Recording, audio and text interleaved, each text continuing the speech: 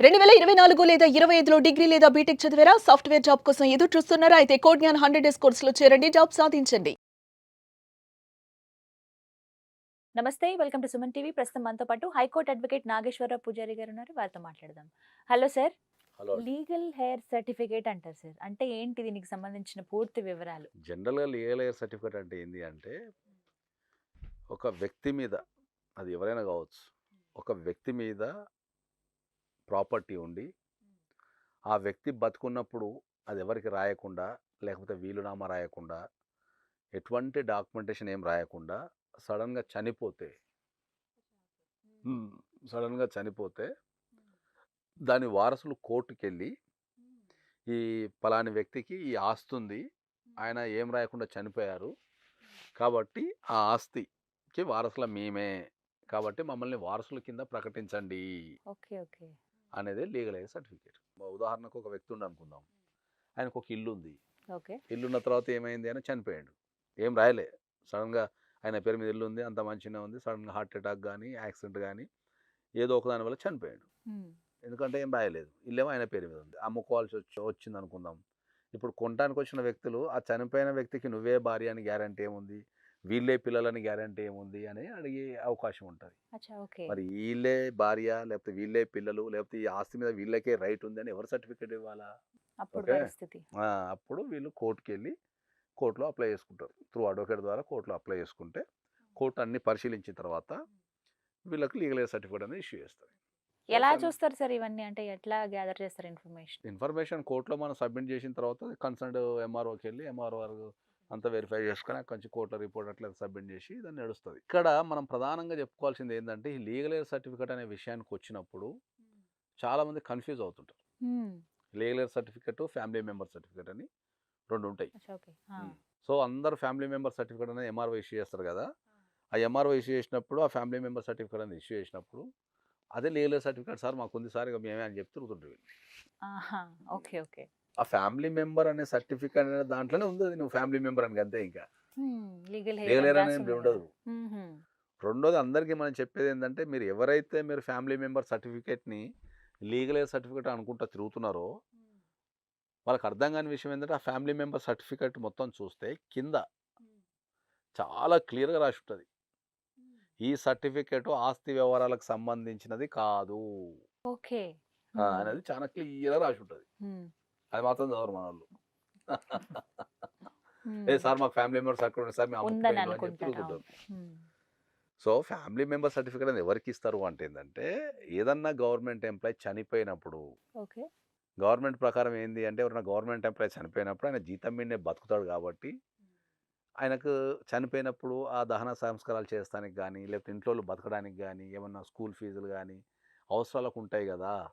మరి వాళ్ళు ఎక్కడికెళ్ళాలా family members అని జెప్పేసి గవర్నమెంట్ ఏం జేసిందంటే, ఎవరైనా ఒక గవర్నమెంట్ ఎంప్లాయీ చనిపోయినప్పుడు, వాళ్ళు ద నియరెస్ట్ ఎంఆర్ఓ దగ్గరికెళ్ళి అప్లికేషన్ బెట్టుకుంటే ఇమ్మీడియేట్‌లీ ఆయన పరిశీలించి ఆ ఫ్యామిలీ మెంబర్ సర్టిఫికేట్ ఇష్యూ చేసేస్తాడు. వీళ్ళంతా ఫ్యామిలీ మెంబర్స్ అని ఇష్యూ చేస్తాడు. హుహు. సో, ఈ సర్టిఫికేట్ తీసుకొని ఎవరికైతే సాలరీ అకౌంట్ ఉంటదో చనిపోయిన వ్యక్తి సాలరీ అకౌంట్ కావచ్చు, పీఎఫ్ అకౌంట్ కావచ్చు, ఇంకేమన్నా ఆఫీస్‌కి సంబంధించిన బెనిఫిట్స్ ఇవన్నీ ఏమైతే ఉంటాయో ఈ సర్టిఫికేట్ చూపించడం ద్వారా అవి మనం పొందొచ్చు. ఓకే. ఎందుకంటే అది సో, అప్పుడు కోర్ట్‌కెళ్ళి తీసుకోవాలి. తెచ్చుకునేంత యాహ్! యాహ్! వరకు ఇక్కడ ఆగవు గదా! ఇప్పుడు ఆయన హ్మ్. కార్యక్రమాలు చేయాలి మన దేశంలో. అవును. సో, అవన్నీ ఆగవు గదా! అని చెప్పేసి దీన్ని హ్మ్. పరిగణలోకి తీసేసుకొని ఒక ఇమ్మీడియేట్ రైట్. ప్రాసెస్ కింద రపకన ఇచ్చేస్తారు. అది హ్మ్. కూడా ఎందుకంటే ఎవరైనా ఒక గవర్నమెంట్ అథారిటీ అనేది నిర్ధారించాలి కదా! హ్మ్. వాళ్ళకి వాళ్ళే రాసుకొని నేనే ఫ్యామిలీ మెంబర్ నాకు ఇయ్యి అని అడగలేరు కదా! అది కుదరదు కదా సార్. అందుకనే అది అదొక యాక్సెప్టబుల్ కాదు. Process easiest process for only for the government employees to get the benefits from the government are right. Financial institutions హ్మ్. వాటెవర్ అనేది చట్టం చెప్తది. హ్మ్. అట్లా. సో, అందరూ ఏమైతుంటారు కన్‌ఫ్యూజ్ అయితుంటారు. లీగల్ సర్టిఫికేట్ మీద కన్‌ఫ్యూజ్ అయితుంటారు. ఫ్యామిలీ ఆ! సర్టిఫికేట్ అది ఇది ఒకటనుకుంటా. అని ఒకటి అనుకుంటుంటారు. కానీ కిందనే రాసి ఉంటది దాని కింద. ఇది ఆస్తి వివరాలకు సంబంధించిన పత్రం కాదని రాసి ఉంటుంది. ఆడికొకటి అయిపోయింది. సో, లీగల్ ఎయిర్ సర్టిఫికేట్‌కి వచ్చేసరికి ఏమైద్దంటే మనకు ఎస్పెషల్లీ తెలంగాణలో లీగల్ ఎయిర్ సర్టిఫికేట్ అని చెప్పేసి మార్కెట్‌లో కొన్ని ముఠాలు తిరుగుతుంటాయి. ఓహ్! ఆ! ఆహా! ఆ! ఓకే. చాలా ముఠాలుంటాయి. అంటే ఎలా మీరు సార్? బయటికెళ్ళేసి ఆ! లీగల్ ఎయిర్ సర్టిఫికేట్ కావాలా అని అడగండి. ఆ! వాళ్ళు 1 డేలో ఇచ్చేస్తారు. 5,000 తీసుకొని ఇచ్చేస్తారు. మామూలుగా అసలు ఎన్ని రోజులు పడుతుంది సార్ ఇది జనరల్గా సర్టిఫికేట్ లీగల్ సర్టిఫికేట్ మనం కోర్టుకి వెళ్ళి అప్లై చేసుకుంటే 3 నెలల నుంచి 6 నెలలు పడుతుంది ఓ మై గాడ్ ప్రాసెస్. అలాంటిది ఒక్క రోజులో ఇస్తారు వీళ్ళు వీళ్ళు ఒకటే రోజులు ఇస్తారు, అది అదే కూడా గంట సేపట్లో ఇస్తారు, చూడకుండా ఇచ్చేస్తారు.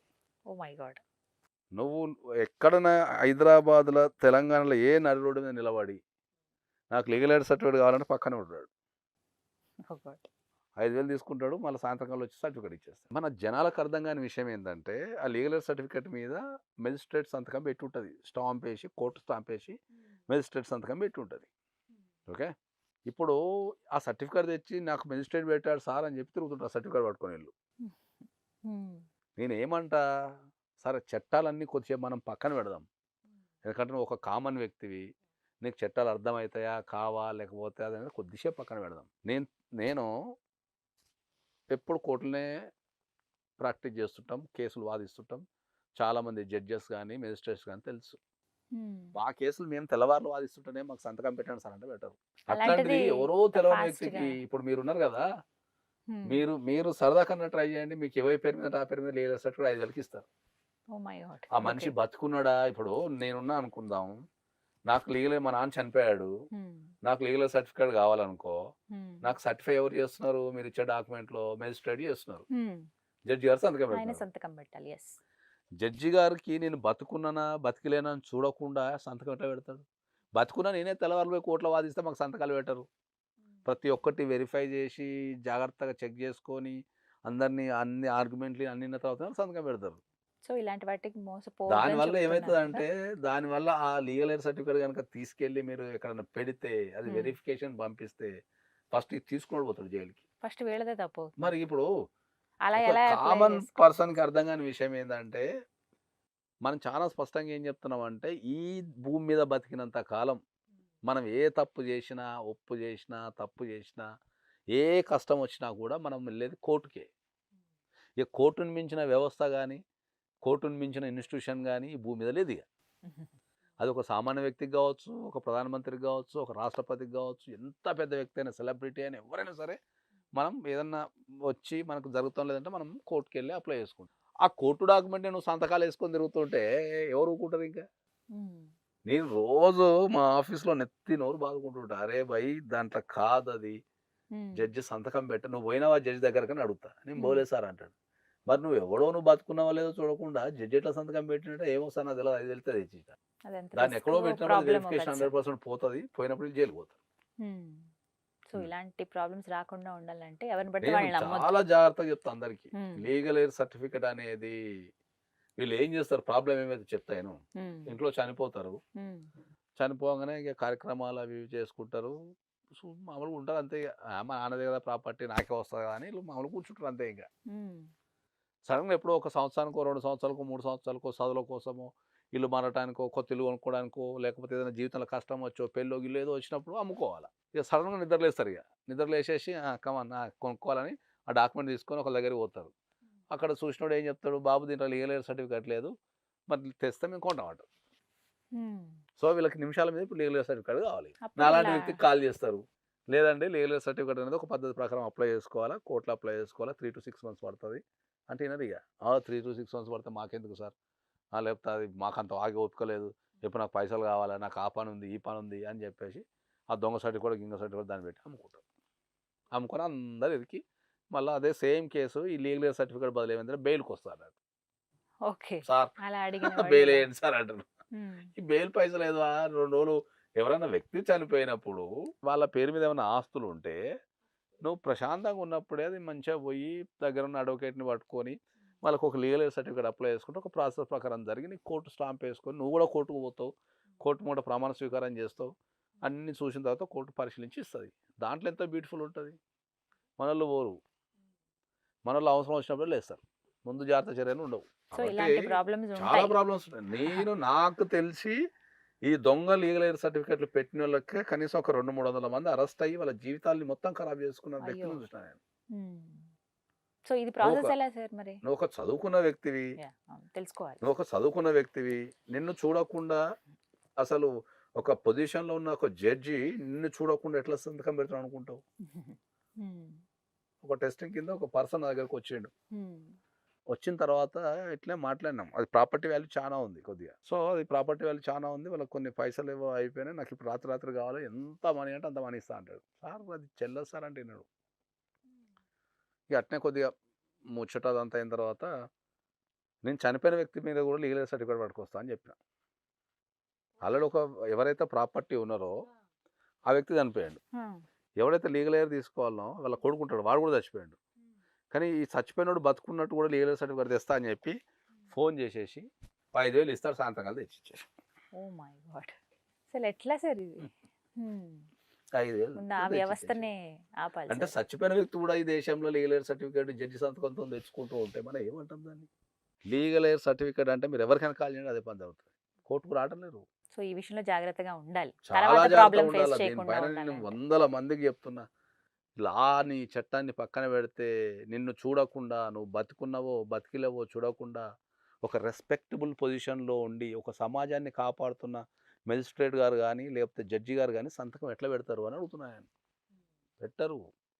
ఆ స్టాంప్ రెడీ చేసుకుంటారు, దాని మీద గుద్దేసి సంతకం పెట్టి ఇచ్చేస్తారు, ఖతం అయిపోయింది. సో ఇది ఒకటి తెలుసుకోవాలి ప్రతి ఒక్కరు కూడా. ప్రతి ఒక్కరు తెలుసుకోవాలా వాళ్ళ జీవితంలో. ఆ, చట్టం అనేది మనం పుట్టినప్పటి నుంచి చచ్చిపోయేంత వరకు ఒక బ్యూటిఫుల్ ఏంటంటే ప్రపంచంలో ఏ రంగం తీసుకున్నా మనిషి పుట్టిన నుంచి చచ్చిపోయినంత వరకే ఉంటుంది. అంటే ఇక మనిషి చచ్చిపోతే ఇంకా వేరే పని ఉండదు. కానీ చట్టానికి ఏం చెప్పనా, చచ్చిపోయిన తర్వాత కూడా వాని మీద మేము పని చేయాలి. కరెక్టే హెయిర్ సర్టిఫికేట్, ఇలా ఈ లీగల్ హెయిర్ సర్టిఫికేట్ అందులో ఒకటి. ఏదైనా కావచ్చు. ఇప్పుడు Yeah. బతుకున్నప్పుడు ఒకటి రాస్తాడు, 100 కోట్లు డిపాజిట్ చేసినా